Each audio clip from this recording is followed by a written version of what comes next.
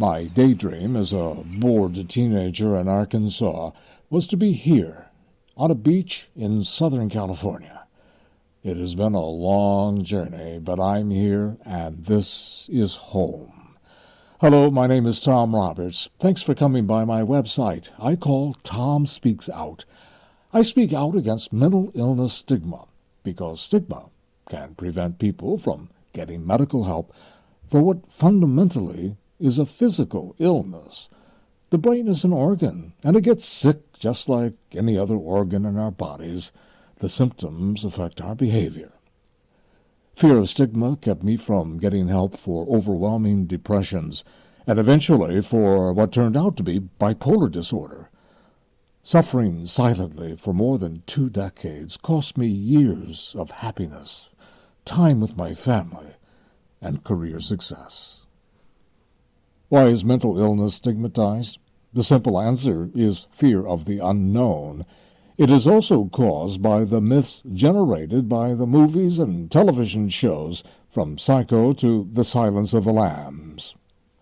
I speak out against mental illness stigma partly because our city streets are littered with the homeless, many of whom are untreated mentally ill. They live under bridges, defecate on sidewalks, and beg for change regardless of the weather. Had it not been for the kindness of others, I was nearly living on the streets too. The myth that mentally ill people are violent is by television news most of us depend on to stay informed.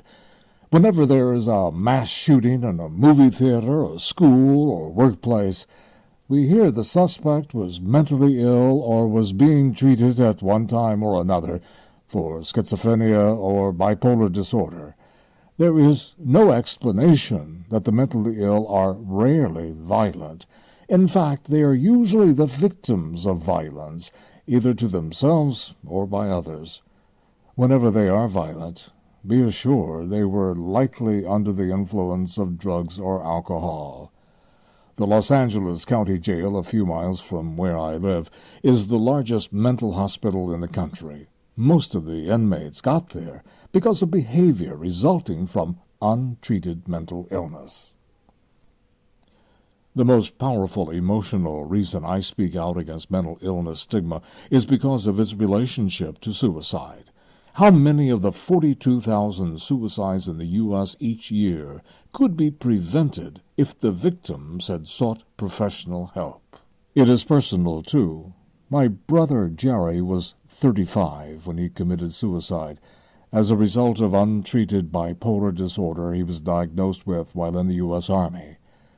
My sister Teresa was 40 when she took her life, too afraid of stigma to get professional help for chronic major depressions. I am a speaker and writer with a burning passion to enhance or save the lives of those touched as I was by mental illness. After my diagnosis in 1993, I identified myself as bipolar, not as a former broadcast journalist and college professor, professional actor, and voiceover artist. More importantly, however, is that my self-identity today is that I'm a healthy husband for my loving wife, finally a stable father for my son and daughter, and a fun-loving grandfather. It doesn't get any better. Let me show you the way with the information on this website and in my speeches. I often speak to college and university students in a speech I call the speech I wish I had heard when I was an undergraduate.